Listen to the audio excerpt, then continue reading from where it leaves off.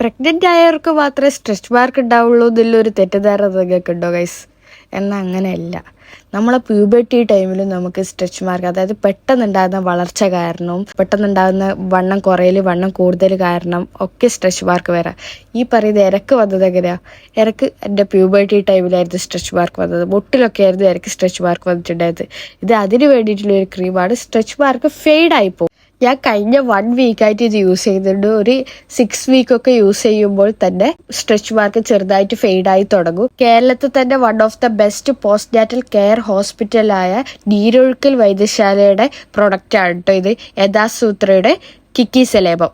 അപ്പോൾ നിങ്ങൾക്ക് stretch മാർക്സിനെ under control കൊണ്ടുവരാൻ ഇതെന്തായാലും ഹെൽപ്പ് ചെയ്യും. പുതിയൊരു സ്ട്രെച്ച് മാർക്ക് നിങ്ങളുടെ ബോഡിയിൽ ബിൽഡ് ചെയ്യാതിരിക്കാൻ ഇതെന്തായാലും ഹെൽപ്ഫുൾ ആണ് എന്നാണ് എനിക്ക് മനസ്സിലായ കാര്യം.